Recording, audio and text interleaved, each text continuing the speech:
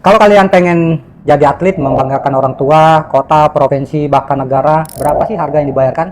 Harga yang harus dibayar itu bukan jutaan, bukan ratusan juta, bahkan bukan miliaran, tapi sesuatu yang tidak bisa dibayar dengan uang. Dan dengan kesadaran penuh, saya menganggap atlet itu orang yang pilihan karena saya sendiri nggak sanggup. Makanya di tahun 2018 saya memilih berbelok dari pemain ke konten kreator karena jujur dengan kemampuan dan batas diri. Dan ini saya sampaikan bukan untuk menjatuhkan siapapun dan bukan untuk mengubur mimpi kalian, justru supaya kalian masuk dengan sadar. Kalau niat jadi atlet serius, tidak ada kata malas, apalagi mental miskin seperti butuh stick, gimana bayarnya ya? Fasilitas kurang, nggak ada sponsor. Kalau keluhan seperti ini masih keluar tiap hari, lebih baik kubur dalam-dalam dulu mimpi jadi atlet. Karena atlet itu bukan orang yang paling banyak alasan, tapi yang paling sedikit mengeluh. Kedua, waktu. Atlet itu harus latihan berjam-jam setiap hari, bukan nonton tutorial lalu berharap tiba-tiba jago ya.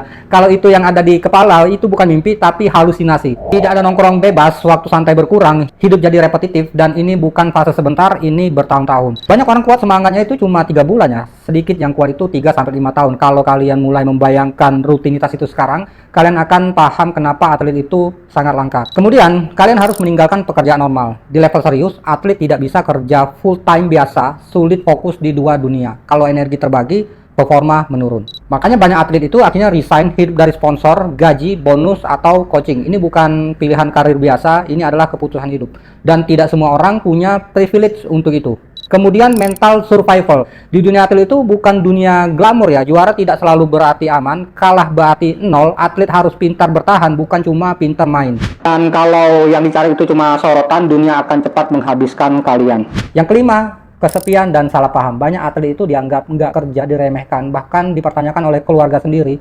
Main biliar terus sampai kapan? Tekanan ini dan dia menggurus mental, dan banyak yang menyerah bukan karena skill tapi karena lelah membuktikan diri.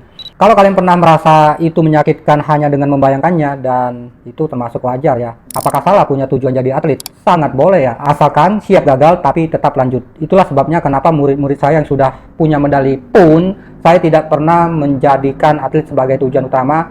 Atlet biarlah menjadi efek samping, karena sambil jalan skill lain harus dibentuk.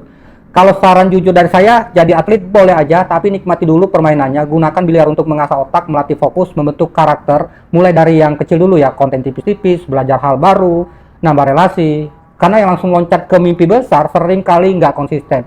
Yang tumbuh dari kecil biasanya lebih tahan lama. Dan ingat satu kalimat ini, atlet tidak dibayar karena bakat, tapi karena pengorbanan yang konsisten. Salam biliar tanpa judi.